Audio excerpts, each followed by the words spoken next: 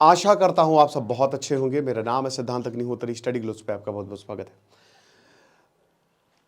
याद है आपको 17 और 18 सितंबर को क्या हुआ था पिछले साल? लेबनान में एक पेजर अटैक हुआ था। लेबनान में जो पेजर अटैक हुआ था, एक के बाद एक 2 से 3 हजार फटाफट जो रिबेल्स है वो मारे गए थे। ठीक है ना। कहा जा रहा था कि जहां से पेजर ऑर्डर किए थे वहां उसी में ही इन्होंने एक्सप्लोसिव जो है वो लगा दिया था और सही समय आने पर डिटोनेट कर दिया था इजराइल की मोसाद ने। ठीक है ना। तो हूतियों की हालत खराब कर दी थी। तो अब यहां पे लेबनान जो है, लेबनान में अभी तो शांति है। इजराइल सीज फायर कर लिया। ईरान का दिमाग खराब अभी भी है, लेकिन क्योंकि ईरान के जहां जहां स्टैब्लिशमेंट थे इजराइल ने वहां वहां हमला किया। और आज अभी 2 हफ्ते पहले जहां सीज फायर हो गया इजराइल और हमास में, बताइए 2.5 साल लड़ने के बाद बोला कि ठीक है भैया तुम होस्टेजेस छोड़ दो और हम जो है वो अपनी सेना पीछे हटा लेगा। भैया पहले ही कर लेते, 50,000 लोग नहीं मरते। लेकिन खैर, सबको डोनाल्ड ट्रंप का वो स्टेटमेंट याद है ना कि हम गाजा को बहुत खूबसूरत जगह बना देंगे, बहुत प्यारी जगह बना देंगे, गाजा हमारे पास आ जाएगा और यहाँ रिजॉर्ट खोलेंगे, वैसे ही बहुत ज़्यादा खूबसूरत है, समुद्र का एक्सेस है पूरा।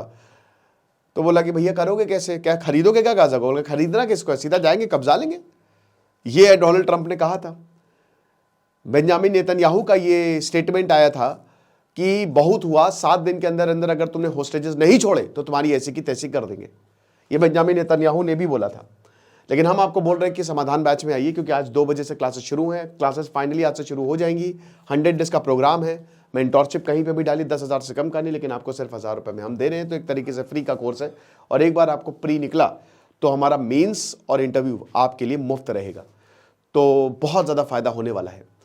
तो वही है कि बेंजामिन नेतन्याहू ने कहा कि जल्दी से जल्दी होस्टेजेस छोड़ो, गुलामों को, मतलब जो तुमने लोगों को बंदी बनाया है, अगर तुमने नहीं छोड़ा। 250 के करीब होस्टेजेस थे, कितने बचे नहीं पता है ना भाई। 7 अक्टूबर 2022 में जो हमला हुआ था, अब कितने होस्टेजेस बचे हैं वी डोंट नो। कहा रहा 40-50 तो मर ही गए, कुछ छोड़ भी दिए थे हमास ने। और अब फेज वाइज जो है हमास धीमे धीमे होस्टेजेस जो है वो छोड़ रहा है। अब इजराइल का मेन क्या मोटिव था कि हम हमास को खत्म कर देंगे और होस्टेजेस को छुड़ा लेंगे। दोनों में वो नाकामयाब रहा और अनफॉर्चुनेटली इजराइल को डील साइल करनी ही पड़ी। ठीक है ना। ये इजराइल की बहुत बड़ी जीत नहीं है। हमास को बहुत नुकसान हुआ, गाजा को भी बहुत ज़्यादा नुकसान हुआ। अब क्या हुआ है कि जब सब कुछ ठीक चल रहा है, फिर से इजराइल पर एक हमला हुआ। अब यह हमला बहुत ही सटल तरीके से किया गया है।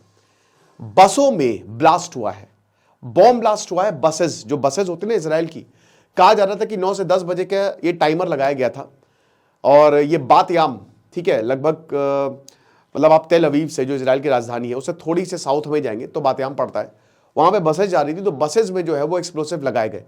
ये तो टाइमर सही से फिट नहीं बैठा है ना।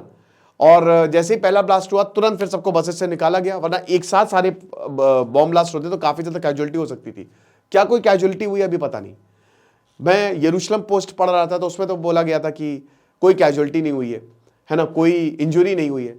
लेकिन बीबीसी जब पढ़ रहा था तो वहां पे एक ऑफिशियल बता रहे थे कि हाँ कैजुअलिटी हुई है, कितनी हुई है हमको नहीं पता। अब अगर ब्लास्ट हुआ है तो जाहिर सी बात है कुछ ना कुछ हुआ ही होगा। अब मैं तो भाई, वैसे हम लोग तो यही नहीं चाहेंगे कि कोई किसी की भी जान जाए, तो देखना पड़ेगा, अभी अपडेट आने दीजिए। अब सबसे बड़ी बात है किसने इसकी जिम्मेदारी ली है। तो इजराइल, यरूशलेम पोस्ट, जो इजराइल का मेन मीडिया है, वो ये कह रहा है कि ये ईरान ने किया है। ये ईरान ने जो बदला लेना चाहा। आपको पता कि ईरान मिसाइलें बरसाने लगा था, बहुत ज्यादा दिमाग खराब हो गया था जब ईरान के लीडर को मारा था।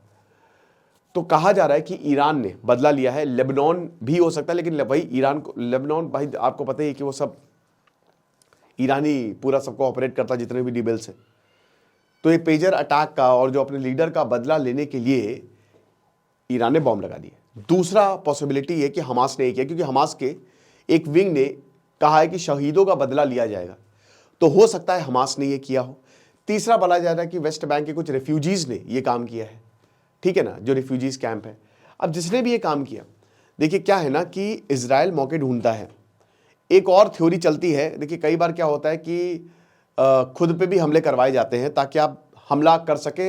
एक बहाना चाहिए ना, आप ऐसे तो हमला कर नहीं सकते। लेकिन इसकी पॉसिबिलिटी 0 है, क्योंकि अब चीज़ें ठीक हो रही हैं। तो बेंजामिन नेतन्याहू को अपडेट किया गया है। अब मुझे नहीं लगता कि इस वजह से युद्ध स्टार्ट हो जाएगा, लेकिन चीज़ें वैसी हैं नहीं, क्योंकि देखिए होस्टेज डील साइन हुई है, सीज फायर साइन हुआ है, बट बहुत ही कड़वाहट से हुआ है। कोई ऐसा नहीं कि बहुत खुश है। बेंजामिन नेतन्याहू भी नहीं चाहते थे सीज फायर हो, कोई भी नहीं चाहता। दोस्तों इजराइल और यहाँ गाजा और वेस्ट बैंक, मतलब एक तरीके से इजराइल फिलिस्तीन में कभी शांति नहीं हो सकती। ये कड़वा सच है, ये कड़वा सच है, ये हमको मानना पड़ेगा। दोनों कभी शांत नहीं रह सकते। ऐतिहासिक तौर पे लड़ते आ रहे हैं ये लोग पिछले 1000 सालों से, 2000 सालों से लोग लड़ते आ रहे हैं। तो आपको लगता है कि 2000 सालों का युद्ध खत्म हो जाएगा? अभी नहीं होगा, क्योंकि कई बार शांति का प्रस्ताव दिया गया, जिस राष्ट्रपति ने दिया, जिस प्रधानमंत्री ने दिया, उस तक को मार दिया। थोड़े समय शांति होती 3-4 सालों तक, उसके बाद फिर युद्ध शुरू हो जाता है। अब वही है, किसकी सत्ता? जिसके पास ताकत है। इस समय इजराइल के पास ज्यादा ताकत है तो उसकी सत्ता चल रही है, अमेरिका सपोर्ट कर रहा है। अगर फिलिस्तीन के पास ज्यादा ताकत आएगी तो फिलिस्तीन भी यही करेगा। ये लोग रुकेंगे नहीं। क्या सोल्यूशन है? बातचीत ही सोल्यूशन है, बातचीत ही सोल्यूशन है। लेकिन ज्योग्राफी ऐसी है, छोटा सा तो देश है, बहुत ही छोटा सा देश, दिल्ली मुंबई मिला दो इतना बड़ा होगा, छोटा सा देश है। अब ज्योग्राफी ऐसी है कि आधा इजराइल के पास है, बाकी फिलिस्तीन के पास है। तो बातचीत करे तो करे कैसे? कहां से बाउंड्री ड्रॉ करे, किधर से लाइन ड्रॉ करे, पता नहीं। ये एक बयान में एक बयान में एक ही तलवार रहेगी गुरु, बस। ये अभी आपको लग रहा है कि ठीक है हो गई शांति, फिर युद्ध शुरू हो जाएगा, वो फिर से युद्ध शुरू होगा। अब देख लीजिएगा, फिर कुछ ना कुछ हो जाएगा, लेकिन होगा जरूर। सॉल्यूशन तो बातचीत है, इसके अलावा और कुछ नहीं है। 2 स्टेट सॉल्यूशन ही है। लेकिन क्या ये हो पॉसिबिलिटी, मतलब ये वाकई में कि रियलिटी में ये क्या नहीं हो रहा है? आज तक नहीं हुआ है। तो क्या युद्ध सॉल्यूशन? अब युद्ध देखा आपने, कितने लोग मर रहे हैं। वैसे तो समझदारी होनी चाहिए, लेकिन नहीं है। यहाँ पे जमीन का मामला है, यरूशलेम का मामला है। धर्म युद्ध आज से नहीं, हजारों सालों से चल रहा है और पता नहीं कब तक चलता रहेगा। It is what it is. बाकी जो भी अपडेट होगा हम बताएंगे। खुश रहिए, पढ़ते रहिए। दिस इज सिद्धांत अग्निहोत्री साइनिंग ऑफ।